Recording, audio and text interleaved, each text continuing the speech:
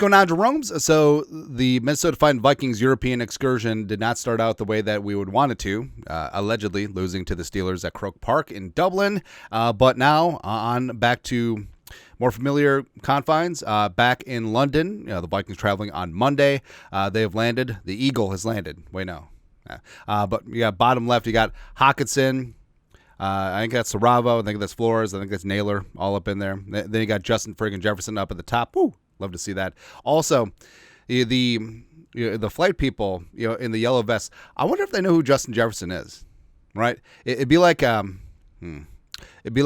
Mo Salah running down the wing, land at MSP. They'd be like, oh, I'm sure that guy is famous in a sport that we don't care about. Yeah. Also, bottom right, you got Levi Drake Rodriguez bringing some Texas to London. Love to see it, man. Also, Harrison Smith. Come on, man. Come on. But Vikings in London. And now the Vikings have done fairly well in London.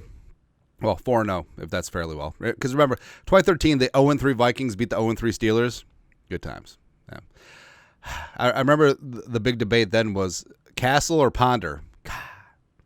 Come a long way, baby. Yeah. 2017, Adam Jerome, Ezekiel Thielen up against the Browns, fittingly enough. Oh, yeah. Played both those teams. But Thielen with the soccer slide. Vikings got done with Case Keenum.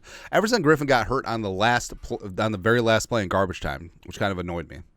2022, Justin friggin' Jefferson adopted Marshawn Lattimore, as well as Clank Noguda. Stupid-ass Sean Payton and a stupid face. And then last year, 2024, Gilly calling game against Aaron Rodgers. Good times, man. Yeah. And the Vikings will be playing at Tottenham Stadium. Now, respect to Dublin, respect to Croke Park, but I still can't get over the play clock thing. Now, did the Vikings lose because of the play clock? No, but did it inhibit the final drive? Yes. It certainly made an impact. But both teams had to deal with it. Yeah, one team had to deal with a 2-minute drill without any timeouts, but no problem.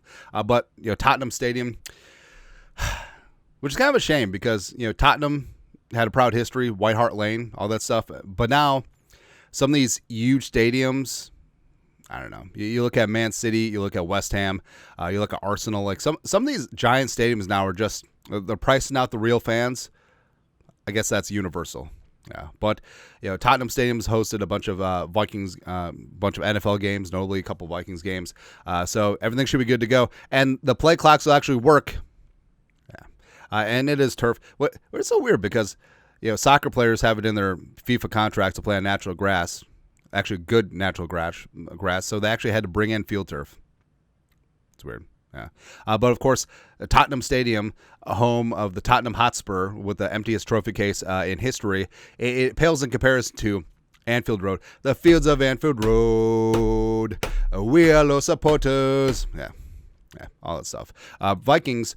So the Vikings will have, a couple day body clock advantage as they'll be over here, have a normal week. Monday, Tuesday, get basic medical training stuff out of the way. Wednesday, Thursday, Friday, true practice over here in London. And the Browns are coming out Wednesday afternoon, so a little bit early, but the Vikings will have the body clock advantage.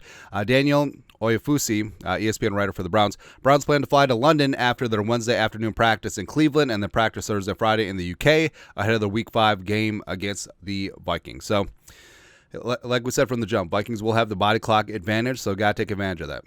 Absolutely. And also, TBD, who's going to be a quarterback, Pelissero, asked several times if he's sticking with jumping Joe Flacco as the starting quarterback. Browns coach Kevin Stefanski says, "It's not about one person. My focus is on making sure this offense plays better. Not ruling out or committing to a change." They face the Vikings in London on Sunday. So Flores, even though the Vikings defense has been sort of hit or miss this year, they get to face Joe Flacco, Killian Murphy looking mofo. Remember, everyone is clamoring for Joe Flacco? Not so much. 8 turnovers in 4 games, or Dylan Gabriel. Now, I know it's Peter Frampton, not Peter Gabriel, and "Ooh, baby, I love your way," but we've come too far. Yeah, the Shefty lefty, it will be Hefty lefty, except he's a small guy. Former teammate Walter Rouse at Oklahoma back in the day. They went to Oregon. Or Shedeur Sanders. So we either have a quarterback who's old and bad, a quarterback who's young and bad, and a quarterback who has his number retired at his alma mater. So I don't know. I don't know. Either way, somewhere right now, he doesn't know why, Brian Flores is smiling. It's good times, man. But the Vikings, this is another great opportunity to bond as a team, friends and family. Once in a lifetime opportunity. Even though they were playing there last year too.